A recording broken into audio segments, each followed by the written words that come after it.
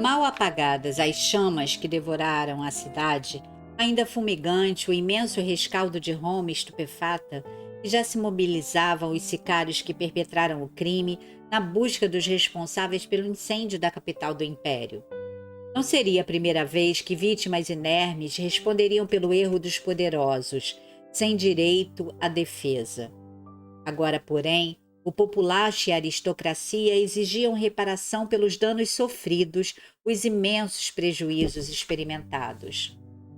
Nesse clima de ódios entre ansiedades e medos, Nero, inspirado pelos correligionários da alucinação desmedida, lembrou-se dos cristãos. Tolerados pela Lex Romana, como praticamente todos os que cultuavam seus deuses e religiões trazidos para o Império, na razão em que o mesmo estendia os seus territórios, e de certo modo confundidos com o judaísmo, que gozava do privilégio de religião nacional, os seguidores de Jesus foram colhidos pela armadilha da impiedade, quando o imperador declarou que não era lícito ser cristão, iniciando as rudes e dilaceradoras perseguições a partir daquele tormentoso ano de 64.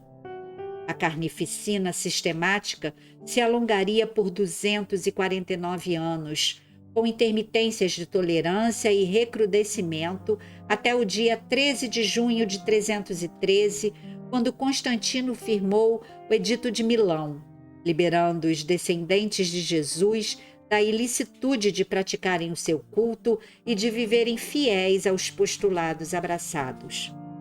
Não obstante as ásperas provações de que se viam objeto, jamais se deixaram os discípulos do amor não amado atemorizar.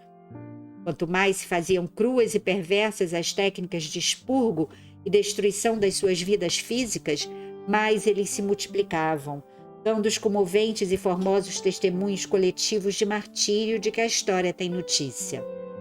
Ameaçados da perda da liberdade de movimentos, eles se deixavam prender e consumir sem qualquer resistência física, fiéis aos ditames da fé que os iluminava e da esperança que os fortalecia. Liberdade maldita, referiam-se àquela que lhes facultava viver na terra após a atitude de apostasia, negando Cristo para se submeterem aos ídolos que constituíram um dos pilares transitórios da civilização pagã na qual viviam.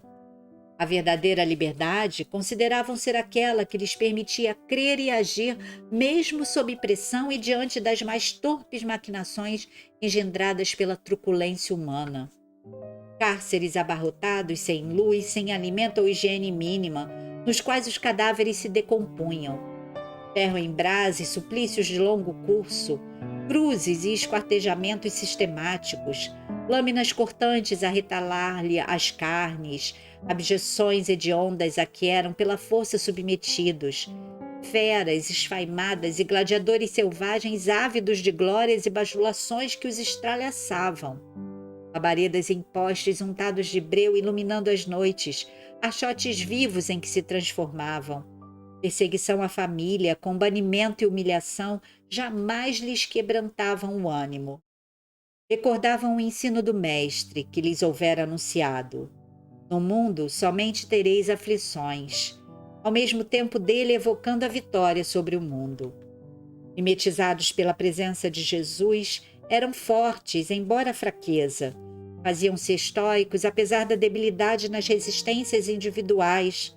Tornavam-se ditosos, não obstante os receios, legando o mais precioso tesouro de fé de que se tem notícia. Crianças e anciãos, homens e mulheres, transfiguravam-se sob o testemunho, atormentando os verdugos que se revoltavam ante a pacificação e a coragem de que davam provas. Ameaças cada vez mais dramáticas e campeonatos de brutalidade não lhes diminuíam a robustez da fé. Propostas de contemporização, promessas de absolvição e convites rendosos a que renunciassem ao Mestre não os sensibilizavam. Pelo contrário, mais os estimulavam ao constatarem a fraqueza do opressor que dominava por um pouco, mas que não seria poupado pela vida a inexorável jornada da morte inglória e desventurada.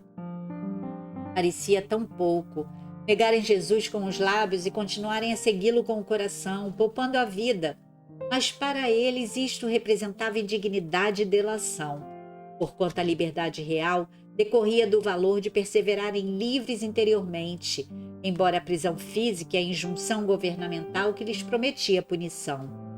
Orígenes, futuro pai da igreja nascente, jovem, animava o genitor no cárcere por carta para que não se preocupasse com a família e prosseguisse fiel à consciência até o fim. Era a glória do martírio impresso nos painéis da alma, aguardando somente a oportunidade de vivê-lo. Eles sabiam que a adesão ao Cristo era também cárcere e morte, com que se rejubilavam.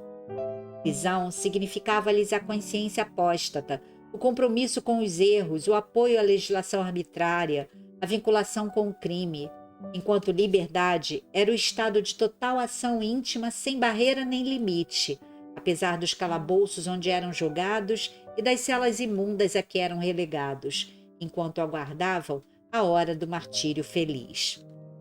Prisioneiros das paixões destruidoras enxameiam por toda parte, macerados e exauridos, transitando nos limitados espaços das dependências viciosas a que se ergastulam, enquanto os livres das algemas do crime e da convivência infeliz com o erro, os discípulos de Cristo, na fé renovada que os imortais lhes trazem, deixam-se crucificar nas incompreensões, arder nas renúncias, rasgar-se nas provações, consumir-se nas tenazes dos testemunhos silenciosos, balbuciando a hora da libertação um canto de esperança.